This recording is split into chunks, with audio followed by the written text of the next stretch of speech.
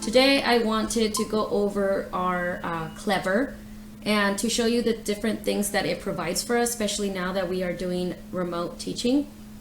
So this is the home page, and we have different apps or links that the district has shared with us. But if you go to your class page here, we have different pages. We have the district page, our own classroom page, or you can also make a page just for you. I'm going to go to the classroom page. This is where everything is.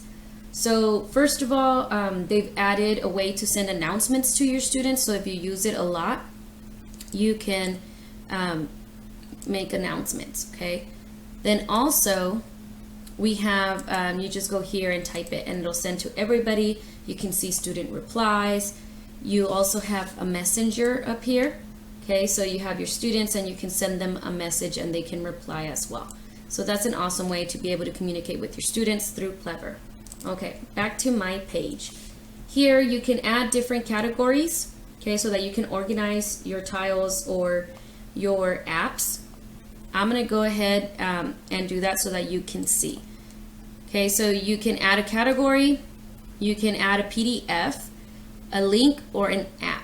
Okay, so I'm gonna go ahead and choose app first.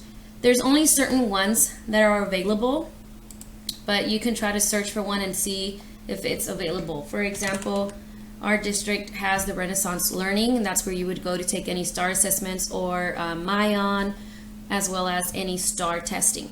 So this is available as an app, and all you have to do is click there, add Renaissance Learning, and then it'll add it. And it usually goes to a newly added category, but you can drag it to where you want it. Now you can see I already have it. So I'm going to go ahead and just remove it. I don't need that one. And I'm going to remove this category for newly added. Okay, so that's how you add an app. The apps are awesome because if they go in through Clever, then they're usually logged in and they don't have to log in that separate app. If you want to add a link, okay, so maybe there's a link you want to share with your students, or you want them to go to a specific Kahoot, for example, and you want to put the link here instead of having them type it in themselves, then you could paste that link here, put whatever title you want on it, what category you want it to go in. Okay, so that's a drop down. And then you can pick a picture for it, or you can upload your own picture if you want it to look a different way. And then you're just going to click add link. Okay, so that's what I have here. I went ahead and just added apps or links that I frequently have my students use, so that they know that they can just all go to Clever and access all of those. No need for them to type it in or add bookmarks or you know, copy and paste the link from Zoom or Google Meet and then paste it in a different tab. So this alleviates all of that. But not only that, you can also see all of the students logged into Clever. So for example, the way I've used it is I've asked my students, okay, go into Clever and log in.